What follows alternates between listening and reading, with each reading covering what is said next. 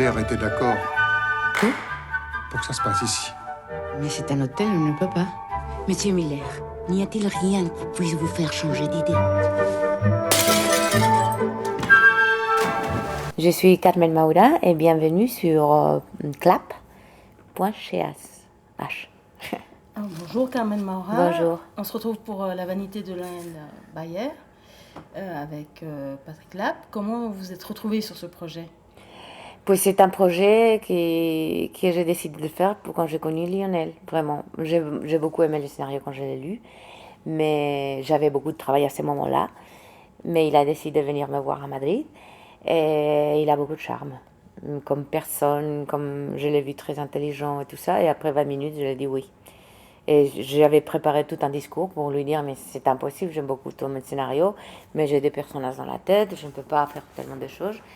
Mais il m'a conquis vraiment parce il est très spécial, il est différent. Et donc je l'ai vu avec un tel envie que je fasse le rôle et tout ça. Et surtout, il était convaincu que j'allais dire oui. Il a décidé de venir me voir, j'étais très surpris parce que j'avais préparé tout un discours très sympa pour lui dire bon, ok, tu viens me voir, mais... Et j'avais préparé un discours. Et là, c'est passé 20 minutes, je lui ai dit oui, je travaille avec toi, ok. Parce que je l'ai vu, parce qu'en principe, il m'avait envoyé ses films et aussi il m'avait envoyé un making-of avec un interview avec lui. Et je le vois dans l'interview avec sa cravate, tout sérieux, en train de parler français comme ça. Et j'ai pensé, un télé français, non, c'est trop.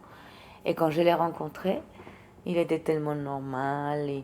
Ce sont de ces gens-là qui sont très intelligents et très cultivés, mais ils ne te font pas sentir que tu n'es pas comme ça. Ça, j'aime beaucoup. Quand tu te trouves quelqu'un qui est très doué, très cultivé, tout ça, mais tu le sens que tu es moins, c'est très inconfortable. Mais lui, il te fait sentir la reine. Vamos, il te fait sentir... Il est vraiment très intelligent. Et après, je suis contente d'avoir dit oui parce que, premièrement, je suis très fière des films qu'il a fait, mais surtout, ça a été un tournage, ça a été un cadeau. C'était ma question aussi, le tournage. Comment ça s'est passé? Parce que lui, parce il que dit de Patrick Lapp et de Carmen Maura, ces deux acteurs principaux, que vous êtes à la fois séducteur et un peu menteur. Oui, bueno, Patrick Lapp est beaucoup plus menteur que moi, parce que jusqu'au moment où j'ai découvert qu'il disait tout le temps de mon chose, je croyais les choses qu'il me racontait. Et c'est Lionel qui m'a dit, ne crois pas ce que tu me racontes. Et il raconte, on fait la promo et parfois il sort comment il m'a rencontré, en faisant du ski. Il racontait des trucs, et là je le suis là courant parce que c'est impossible, il est formidable. Et surtout le tournage, ça a été, on m'a installé à Lutry, dans un petit appartement en face du lac. Je suis venue avec ma chienne. Après, on tournait dans l'école du cinéma vide. J'adore les tournages sans visite. Un tout petite équipe, parce que c'était une toute petite équipe. 3 personnages comme ça. La seule chose, c'est qu'on jouait le froid et il faisait très chaud. On allait, tu sais, chaque fois qu'on devait mettre tous les trucs au mois d'août, qu'il faisait chaud, c'est mois d'août. Et ça a été un peu comme ça, mais pour le reste, ça a été un tournage tout très calme. Il n'y a pas eu un moment d'écrit, ni de tension, ni parce que Lionel, il est très calme. Ça, il ne te fait pas sentir jamais le problème. Il dirige d'une façon comme un jeu. Il fait même les scripts. Il n'aime pas avoir un script dans le tournage. Quand il nous a expliqué, c'est moi qui fais le script parce que je n'aime pas le rôle de le script. Alors, et entonces il venait, il te faisait comme ça dans la robe, comme font les scripts. Il faisait tout. Entonces c'était... on ne sait pas quand on va faire un film s'il va être plus agréable, moins agréable. Tu connais les metteurs en scène, tu connais ton rôle, mais tu ne sais pas comment ça va être l'ambiance. Là, c'était l'idéal. Ça, pour moi, pas de visite dans ces... À l'école du cinéma, j'avais une loge qui c'était un appartement. Ma chienne, elle était tellement contente parce que dans l'école, il y avait toujours un appartement pour les visites. Que c'était vraiment un cadeau de tournage. Et à propos du personnage Esperanza, SP, comme l'appelle Didier Muller, vous partagez quelque chose avec ce personnage qui est la secrétaire de l'association? Moi, toujours, quand on me demande ça de mes films, j'ai l'impression que non. Mais peut-être oui. Mais normalement, je prends le personnage, comment normalement, j'utilise, mais Par exemple, pour faire une femme de ménage, j'ai vu beaucoup de femmes de ménage dans ma vie. Pour faire une malade mentale, j'ai vu des films. Et je m'inspire des choses comme ça. Mais normalement, je pense qu'elles n'ont rien à voir avec moi. Mais probablement, avec ces personnages, je crois que je ne ferai jamais ce qu'elle fait. Et si, probablement, je tomberai amoureuse de Patrick Lapp. Parce qu'il est très sexy. Ça, oui, ça, je la comprends. Parce que Patrick, il est beau. Et après, il est très amusant. Et charmeur. Et il est très charmant. Et il te fait rire. Et ce sont des choses que j'apprécie beaucoup dans les hommes en général. Et aussi, il a une femme merveilleuse. Je sais que non. Pero c'est la seule chose que Carmen, probablement, elle aurait fait comme elle. Tomber amoureuse de lui. Parce que je crois que dans le film, elle tombe amoureuse de lui. Et en réalité, moi, je ne voulais pas qu'il meure. Vous avez vu le film? Bien sûr. Vous pensez qu'il meurt? Tu penses qu'il meurt? C'est ambigu. Et tu sais, au scénario, c'était très clair qu'il mourrait. Mais j'ai insisté tellement à Lionel. Ne me le tue pas, ne me le tue pas, ne me le tue pas. Mais quand j'ai vu le film, j'ai dit, bueno. Parce qu'il y a toutes ces similitudes avec son mari. Claro, claro. Y à la fin, il y a un... Pero moi, je crois qu'il meurt. Il a vu son petit-fils aussi. Il a pu... Donc il y a aussi une boucle quand même qui est bouclée. Claro, claro. Entonces, il a laissé ça comme ça, qu'on ne voit pas vraiment tal, mais quand il sort la main comme ça, non, c'est... Moi, je préfère penser qu'on va à l'hôpital, qu'on les soigne, on se marie. Beaucoup de fois, je pense à ce qui continue au film. Quand ça finit mal, surtout, je m'invente un truc. Ça aborde deux sujets, ce film, deux sujets de société importants, qui existent par exemple en Suisse ou en Belgique, c'est-à-dire l'accompagnement au suicide assisté, et aussi la prostitution de ce jeune homme qui est à côté, qui est sollicité comme témoin. C'est un témoin. professionnel. Oui, mais qui fait ça aussi parce que c'est pour subvenir à ses moyens. Oui. Selon lui, il n'est pas homosexuel, il le fait pour l'argent. Aussi, ça a été pour moi, c'est comédien, ça a été un découvert pour moi parce que c'était son premier film, il était avec une illusion énorme, tout ça, ça a été... En Espagne, n'est pas permis, ça tu le sais, je sais, mais on le fait. C'est que ça soit permis ou pas, ah oui. Ça, même il y a des associations et ça existe. Il y a eu des moments où il y a eu des cas très médiatisés. Entonces, il y a eu une femme qui a été au bord de rentrer en prison et tout ça parce qu'il a aidé. Mais on le fait. Moi, je trouve que c'est absurde que ça soit pas permis et après on le fait. Ça c'est absurde. Mais je connais un journaliste qui je faisais une interview avec lui. Il m'a dit, hier, j'ai accompagné un homme ici dans cet hôtel. Et il l'a fait dans cet hôtel. C'est que je crois que ça devrait être permis. Mais je suis pour, avec un peu de circonstances. Puisque non, de toute façon, c'est quand même sur dossier médical et la personne Claro. est quand même interrogée avant Claro. Et en France, il n'est pas permis non plus, mais c'est sûr qu'on le fait. Et surtout en France, on fait plaf et on arrive en Suisse. Mais de devoir s'échanger de pays pour faire ça, c'est un peu triste, non? C'est mieux de le faire avec la famille et tout ça. Mais en Espagne, on le fait. Et surtout, il y a beaucoup de médecins qui le font un peu comme ça, mais qui le font. Ça qui prennent des risques. Si ça s'annonçait beaucoup. C'est très facile hein, pour un médecin de te mettre les trucs pour dormir et tu dors. Donc c'était un sujet aussi qui vous touchait? Si, surtout parce que je crois qu'il y a des cas où c'est très clair. Et je ne sais pas ce que je ferai parce qu'on peut pas savoir qu'est-ce que tu feras. Mais j'ai vu mourir des gens en train de souffrir beaucoup. Ça dépend de ton caractère. Si tu as par exemple un cancer métastasé et tout ça, tu peux décider. Donc, il y a des gens qui aiment rester collés à la vie. Mais je trouve complètement normal de penser, je veux finir, surtout pour ne pas déranger à tout le monde qui t'entoure. Après, quand ça arrive, je ne sais pas ce que je ferai. Là maintenant, le dernier film que je fais, en Asturias, si. dans les Asturies. Si. Parce que j'ai lu que vous avez quitté le tournage pour rencontrer Lionel.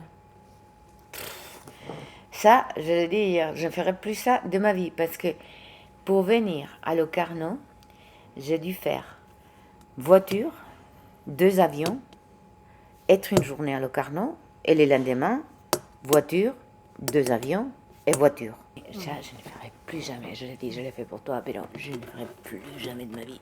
Parce que en 3 jours, prendre 4 avions et 4 voitures pour aller, c'était une folie. Je l'ai dit.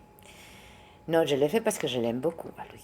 Et ça m'a fait beaucoup de tendresse. Et je dis, bon, je le fais, mais normalement, je ne fais pas ça quand je tourne. Et surtout, c'était la folie. Et surtout, les avions, tu sais, 4 avions en 3 jours, c'est un peu trop. C'était une période caniculaire, il faisait très chaud. Mais là, c'est verdad. Non, je me souviens que surtout le retour, ça a été pire. Parce qu'en plus, les avions se sont retardés. Puis je suis arrivée à l'hôtel à 2h du matin. Mira, de verdad, non, je l'ai dit hier à Lionel, digo, jamais je ferai ça une autre fois, ni pour toi, ni pour personne. C'est parce qu'il avait su vous convaincre. Bon, est-ce qu'on peut parler de ce film dans les Asturies? Si, je voulais dire en plus que il y a un protagoniste homme, j'ai un très beau rôle, que je suis sa mère, et je suis une comédienne. J'ai fait une comédienne très connue en Espagne, et j'ai un cancer. Et je décide ne pas me soigner ni rien et laisser le cancer me tuer. Et ça m'a coûté un effort de dire oui parce que je n'aime pas. Et surtout, je fais le travail d'une façon complètement différente. Je le dis à la metteur en scène. Moi, je ne veux pas me motiver beaucoup. Je fais le rôle, je vais le faire tout le bien. Et la verdad, creo que j'ai été bien. Mais pas penser à ça parce que j'ai eu beaucoup de cancers autour de moi, ma mère et mon frère. Et j'ai vu toute l'évolution de la maladie et tout ça. Et heureusement, le personnage, elle décide de ne pas faire la chimiothérapie ni rien. Et c'est très beau parce qu'en plus, à la fin, je fais une vidéo pour mon fils. Et je dis, là maintenant je suis morte, et je te laisse et je l'arrange la vie. Parce que mon fils, il a beaucoup de problèmes et tout ça. Et je le facilite son premier livre. Donc c'est très beau. Et je crois que les gens, avec ces vidéos, ils vont pleurer. Parce que c'était très émouvant. Et comment se llama la película? La película se llama Futuro Imperfecto. Entonces, le rôle est très beau, mais vraiment très beau. Mais ça m'a coûté un effort parce que je ne voulais pas penser beaucoup. Je ne suis pas une comédienne de trop réfléchir. Parce que moi, je donne beaucoup d'importance au texte et je travaille seule à la maison. Jamais j'ai eu un coach ni rien de ça. Et je travaille beaucoup le texte pour savoir exactement ce que je dis.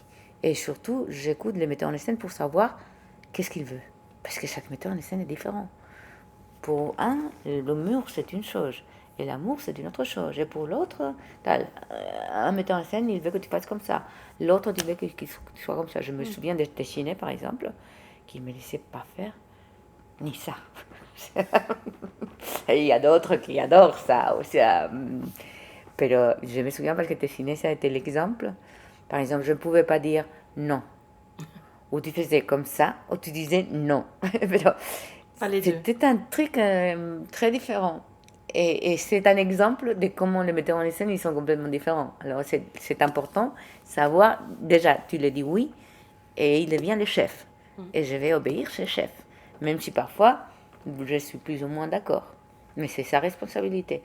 Et si j'ai une idée, par exemple, je le dis, et il me dit non, je dis, ah bon, c'est toi. Ou je ne suis pas d'accord de dire comme ça, mais c'est ta responsabilité. Papa, je fais ce qu'ils veulent. C'est pour ça que les metteurs en scène m'aiment tellement, parce qu'ils aiment que tu fasses ce qu'ils veulent. Votre carrière, elle est jalonnée par plusieurs Goya, par une nomination au César, la Concha de San Sebastián. Deux prix européens, et ça a été très bien. Et en même temps, souvent, on vous assimile à des comédies, mais en fait, vous êtes là, la preuve pour le prochain film, vous êtes aussi excellente dans les tragédies. J'ai fait beaucoup de drames. Mais on ne connaît pas toutes les choses dramatiques que je fais en Espagne. Mais j'ai fait des assassins, j'ai fait des malades mentales, j'ai fait tellement de choses. Mais en théorie, je préfère faire rire.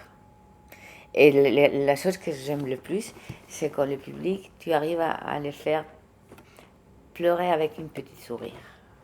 Ça le faisait très bien sur les Malènes, Giulietta Massina, ce sont des...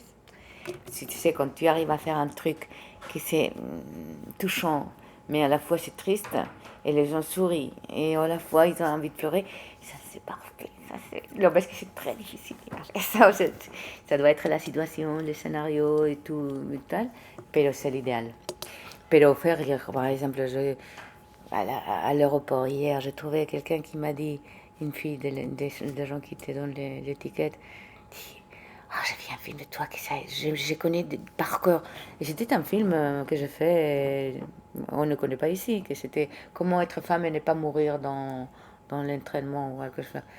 Et il savait par cœur tous les textes parce qu'il savait identifier avec les personnages. Et entonces il savait toutes les phrases d'un film que c'était.